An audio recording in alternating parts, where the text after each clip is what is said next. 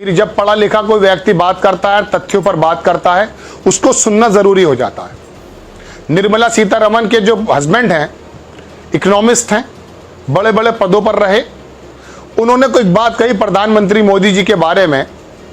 जो प्रशांत भूषण हैं, वकील हैं सुप्रीम कोर्ट के, उन्होंने उसको ट्वीट किया। वायर के अंदर जो है करण थापर जाने जाते हैं इंटरव्यू के लिए, उन्होंने निर्मला सीतारमण के जो हस्बैंड हैं उनका एक इंटरव्यू किया और उसके बारे में उन्होंने कहा कि मोदी जी कितने कैपेबल हैं, कितने नहीं।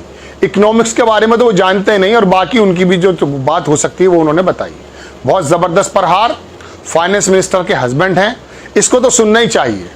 ये कोई एंटी नेशनल व्यक्ति नहीं है, रवीश कुमार नहीं है, अभिसार नहीं है, या आप ये नहीं कह सकते कि मोदी जी के खिलाफ एजेंडा चलाने वाले लोग हैं। ये तो देश की फाइनेंस मिनिस्टर के पति हैं और काबिल व्यक्ति हैं। अगर उनका भी वक्तव्य सुनना चाहते तो मैं आपको बताऊंगा, लेकिन पहले पराकाला प्रभाकर उनका नाम है, आपकी स्क्रीन पर है, मैंने विकिमीडिया में देखा, हालांकि मैं जानता था इनको। इसमें लिखते हैं वो कि पराकाला प्रभाकर जो है इंडियन पॉलिटिकल इकोनॉमिस्ट हैं, सोशल कमेंटेटर हैं। He served as a communication advisor रहे और कैबिनेट रैंक के पोजीशन के आंध्र प्रदेश में रहे 2014 से 2018 के बीच में, और कई सालों तक प्रेजेंटेड करंट अफेयर्स को उन्होंने बताया, discussion programme on television channels. लंबी बात है। चलिए अब मैं आपको थोड़ा सा वो बताना चाहता हूं कि आपको किस प्रकार से उन्होंने क्या क्या कहा वो देखिए। प्रशांत भूषण है, उन्होंने वायर का, हम शायद वो पूरा ना दिखा पाए, लेकिन अगर कॉपीराइट का कोई मसला ना हुआ तो वो उनकी जो बात है वो मैं आपको सुनाऊंगा। Nirmala Sitharaman husband the economist Parakala Prabhakar on Modi पर क्या कहते हैं। He is staggeringly incompetent in economics. बहुत ध्यान से सुनिएगा, समझ में तो आ रहा होगा। बिल्कुल इनकॉम्पिटेंट हैं, अक्षम हैं, अयोग्य हैं। किस बारे में? इकोनॉमिक्स के बारे में। एंड मोस्ट अदर थिंग, और बहुत सारी बाकी चीजों में। वो क्या है? एक्सेप्ट इन स्प्रेडिंग, और इसके अलावा स्प्रेडिंग कम्युनलिज्म, जो सांप्रदायिकता है उसको फैलाने में तो बड़ी महारत हासिल है, इसको छोड़ के। डिविसिवनेस, बंटवारा, वेरी फ्रैंक, क्रेडिटेबल। ये जो पत्रकार हैं मुझे हंसी यूं आती है कि बंदा क्या, मोदी जी इसी के इंटरव्यू को छोड़ करके चले गए थे। लोग कहते हैं भाग गए थे। पहले पानी का बहाना बनाया, पूरी दुनिया ने देखा करण थापर के उस प्रोग्राम में। जब गुजरात के बारे में उन्होंने सवाल किया तो पहले गया पानी, यानी कि जो ड्यूरिंग द इंटरव्यू, ताकि चूंकि कैमरा ऑन था, और जब कैमरा ऑफ होने लगा, ऑफ हो गया, वो ऑफ नहीं था, तो उसके बाद हाँ दोस्ती बने। बोलो सर बात जवाब तो दीजिए आप। कोई जवाब नहीं दिया।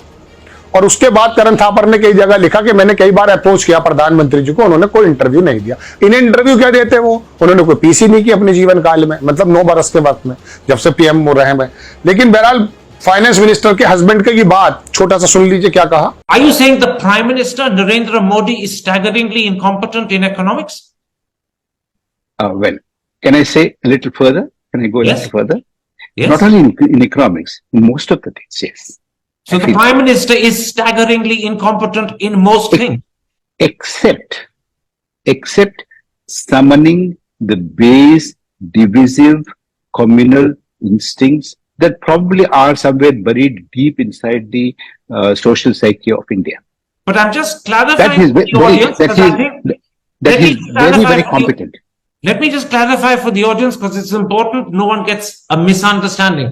You're saying Mr. Modi, the Prime Minister, is staggeringly incompetent in most things, not just economics, but most things. Yes. I Is that say it? Did you say yes? Yes. I said yes. सुन लिया आपने दर्शकों।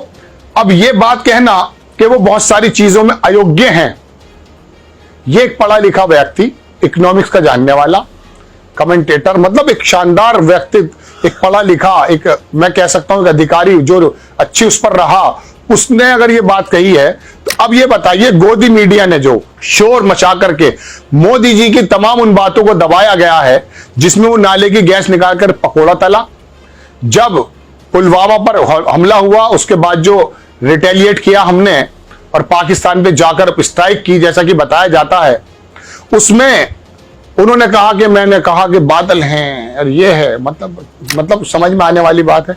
और मैं आपको बताऊं दर्शकों, अंध भक्तों ने उनके हर एक वक्तव्य को ऐसा साबित किया कि जैसे गीता के श्लोक।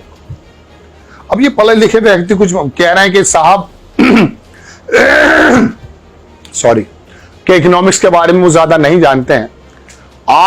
2016 8 नवंबर को जब आकर के उन्होंने नोटबंदी का ऐलान किया तो प्रधानमंत्री जो पूर्व थे मनमोहन सिंह, उनके तो बारे में आप थोड़ा सा ये सोचेंगे कि उनके कार्यकाल में 9% तक जो जीडीपी चली गई है, 10 तक चली गई थी, हालात बहुत अच्छे हो गए थे।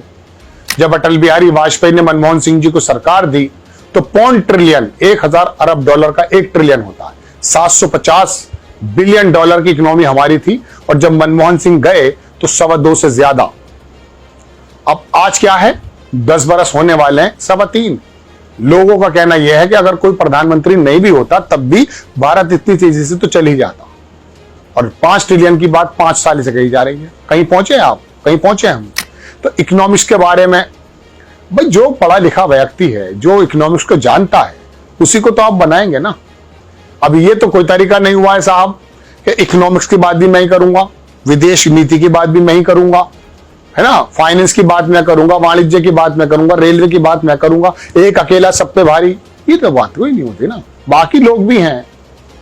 वरना फिर वो जो अरुण शौरी कहा करते थे कि 3.25 लोगों की सरकार, अब तो 2 ही लोग बचे हैं। अरुण जेटली के बारे में उन्होंने कहा था। तो बहरहाल दर्शकों, बात यह है कि ये बहुत बड़ा बयान आया है और खास करके फाइनेंस मिनिस्टर की जो हस्बैंड हैं, बड़े काबिल व्यक्ति हैं, उनका बयान आया है।